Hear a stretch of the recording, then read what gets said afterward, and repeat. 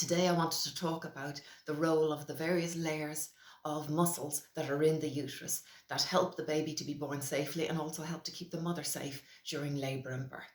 And to do that, I'm going to use my favourite teaching aid.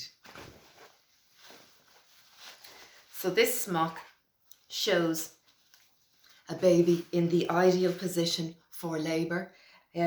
He's head down, so that's the most important thing. His chin is on his chest, so this part of his head, the occiput, is forming a nice wedge against the cervix, and he's on the left hand side and slightly to the front. So that's the ideal position.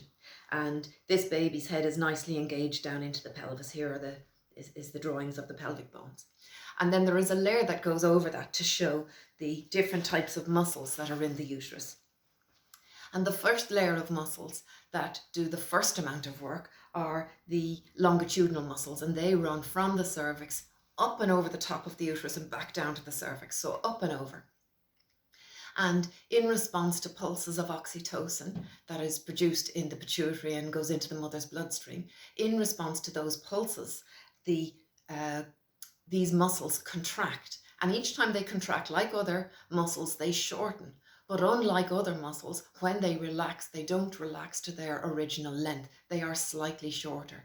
And then the next time they contract and relax, they're a little bit shorter again. And with many, many contractions over however many hours a woman's labour is, they slowly, slowly, slowly pull the cervix open from 0 to 10 centimetres. And in terms of the baby's head, 0 to 10 centimetres is from the cervix being closed to the cervix being pulled up to around the baby's ears.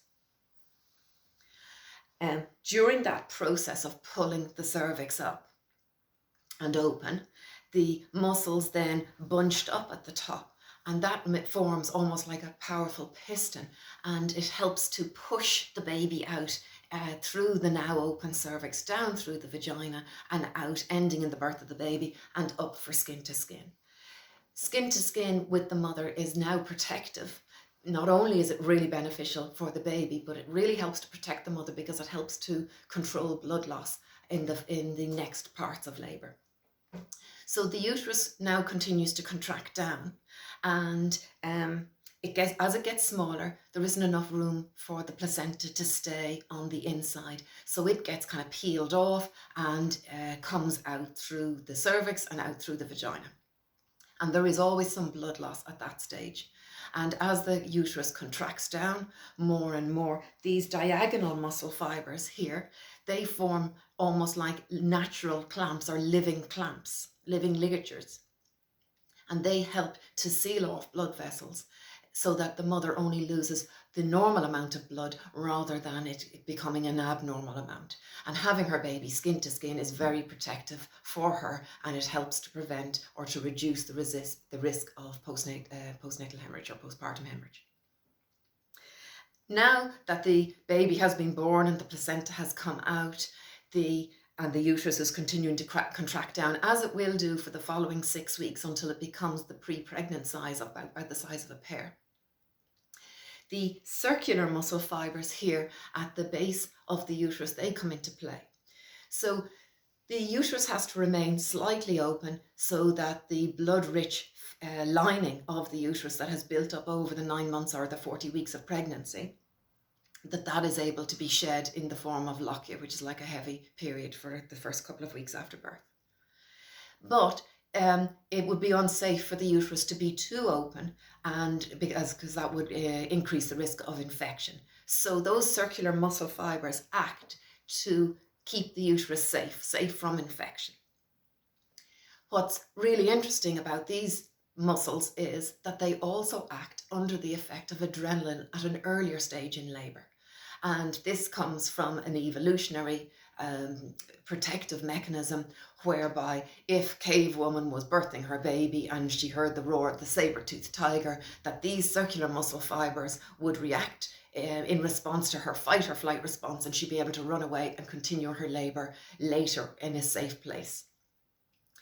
But these days, we're not going to be chased by saber-toothed tigers, but there might be other stressors. They might be emotions or thoughts or perhaps stressful events in labour. And that can then affect the progress of labour, because adrenaline acting on these circular muscle fibres stops the good work of the longitudinal muscle fibres. So it stops the dilating or slows it down. And worse again, the presence of adrenaline makes the sensations feel more painful. So it's a really lose-lose situation, less progress in labour, and it feels more painful. And that's why there's such a strong rationale for using relaxation techniques, whatever works for you, whether it's breathing techniques, massage, positions, of course, always help to stay relaxed in labour, so that adrenaline won't interfere and won't activate these circular muscles, and will allow the other muscles to do their thing, whether it's the pulling the cervix open or helping to push the baby out.